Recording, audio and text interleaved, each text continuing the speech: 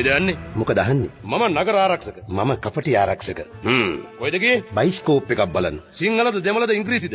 ඉංග්‍රීසි. නම මොකද්ද? බබට් රෝස් ඇන්ඩ් හැෂන් මෙන්ද. අන්තිමට මොකද වෙන්නේ? තිරේ වහනවා. පටන් ගන්නෙ තිරේ ඇරලා මුලයි අගයි හරි. මැද මොකද වෙන්නේ? ඉන්ටර්වල් දෙනවා. බබට් රෝස් ඇන්ඩ් හැෂන් මෙන්ද කියන එක තේරුම? රොබර්ට් බාස්ගේ මේස නැන්ද.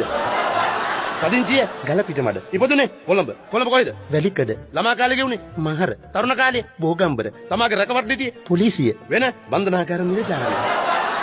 තාත්තගේ නම? පච්චසිරා. පච්ච කොච්චර දිනවද? 99යි. ඇයි 100ක් කෙටු නැති? 100ක් කෙටුවා. එකකට මොකද උනේ? පොලිසියෙන් මැකුවා. මොකද්ද කොටලා තිබ්බ වචනේ? රාලාමි PC මම IRC කියලා. අම්මගේ නම? මල්රාණි. ඇයි එහෙම නමක් දැම්මේ? පොඩි කාලේ ඉඳන්ම මල් වික්කා. තාත්තගේ මුල් පදිංචිය? ලංකාවේ. අම්මා සඳ ලංකාවේ. තාත්තා වැඩිපුර ඉන්න කැමති තැන? පාතාල ලෝකේ. අම්මා සුරංගනා ලෝකේ. තාත්තා ආස කරන ගහ එල්ලුම් ගහ. බොරු එහෙම කියනවද? ඇත්ත කියන්නේ මොනවද? විනෝදාංශයට මොකද කරන්නේ? මාල කඩනවා. කසාද බැදලාද? නෑ. ඇයි ඒ? අනුන්ගේ පවුල් කඩන හින්දා. ආස කරන කෑම? ගුටි කෑම. අම්මගේ රැකියාව? මල් විකිනීම. මලක් කීයද? රුපියල් 60යි. වට්ටියක්? නෑ මිටියක්. අම්මා වැඩිපුර ගිය තැන? උසාවි. එතකොට තමයි හිටියේ මව් කුසේ. මෙලොයිලෝ දුටියේ? හිරගෙදර. දැන් ඉන්නේ මහ ගෙදර. ආස කරන සතා? පවුල.